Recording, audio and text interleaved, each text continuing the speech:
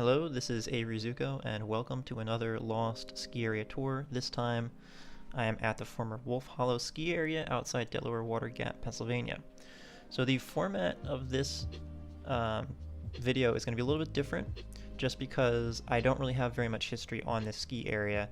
If you have any information that you'd like to add, feel free to put that in the comments. I'd love to know more about this place. From what I could find was that it was opened back in 1967, late 1960s, with a double chairlift and a T-bar as part of the Delaware Water Gap Country Club on the hill above the golf course. And it operated for a little more than 10 years. I think it closed down sometime in the late 1970s. So it wasn't around for too long. You can look on this is an old aerial photo from, I think, 1971. You can see the slope cut in the hill above the golf course there in the photo. There was a couple other trails that looped through the woods. And that was pretty much it. It wasn't that small of an area. Actually, I think it had like maybe 250, 300 vertical feet. One steep pitch in the head wall, which I'll show you later. This is the slope today. So this is above the golf course in the woods. And this was that main slope that you saw in that picture. And it's totally overgrown now. And judging by the amount of, how much overgrowth has occurred since then, I think it's fair to say that this place has been probably abandoned since, like I said, the late 70s, maybe very early 1980s.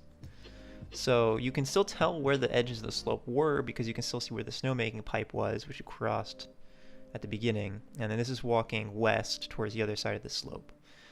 And you'll see this building about halfway up the slope on old pictures, old aerial photographs. I'm not sure what this building was. I believe it was part of the pump system. So here is the piping on the other side. And the diameter of the pipe on this side is actually larger than on the side I crossed initially. But whatever this building was, not sure what it was used for, but because it's like hooked up to the pipes there, and there was some electrical stuff run into it, I assume that this housed something to do with the snowmaking system. But I'm not 100% sure on that. It could have been something else. I don't know what. They did say on that brochure that they had some kind of like mountaintop chalet with food. That looks a little too small to be that, but I don't know. Oh, this is the double chair, and this is pretty cool because the towers are still here in the woods. Rusted out. They look really, really cool just hanging out in the woods here. And the haul rope is still, surprisingly, still attached. The bottom part of the chairlift, the bottom terminal, is sitting on what is now the golf course. And that was removed decades ago when the ski area closed. And they just cut the haul rope and they just let it dangle over the remaining towers. They didn't remove any of the other stuff from the top of the hill. They just let it get overgrown like this. So there's several towers that are still standing, and you can just see how overgrown the lift line is. This looks like a hydrant for the snowmaking system. The piping here is buried.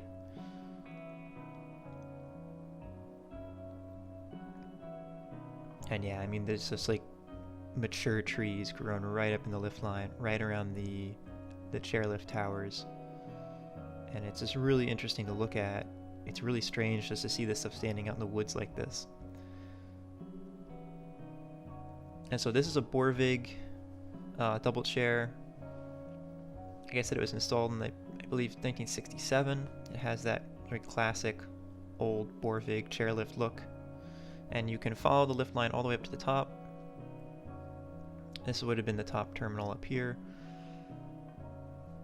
And so this is on the side of the Blue Mountain near Delaware Water Gap, but you don't go very high up the ridge itself. It stops after only a few hundred vertical feet. So this would have been the unload area. They took away the last tower that was standing here at the unload zone for whatever reason. I don't know why they did that and left the rest of the lift standing. Now, what I found interesting about this chairlift was at the top terminal here, looks like it also housed the drive, which is pretty unusual. Obviously, the bottom terminal is gone. I don't remember if I accidentally said that was a drive terminal or not. If I did, I take that back because I don't think that's what it was. Because looking in here, I mean, this looks like it housed the drive. And it doesn't look like any top terminal I've seen before, so I'm not sure. If anybody has an idea on that, let me know. And there was an electrical line that was run up here. You can see the old power telephone poles up through the woods. Actually, right over there, you can see it.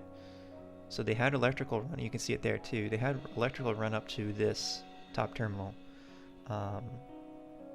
So I don't know what the deal was, what the arrangement was. It's kind of unusual to have the drive at the top for a lift like this because, you know, the base area would have been not here, but I'm not really sure what the arrangement was because everything is so overgrown now. It's really hard to determine where anything was in the ski area. So this is looking back down the lift line. And it's just so cool. I mean, I just love these pictures, just with these towers just in the woods like this with the trees.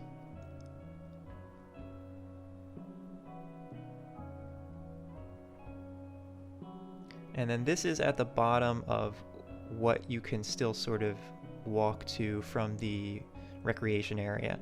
That is the top of the T-bar. So the top of the T-bar ended right at the top of the golf course, so the bottom of the hill was there in the golf course, which you can see. The T-bar went up here. You can see how steep it gets.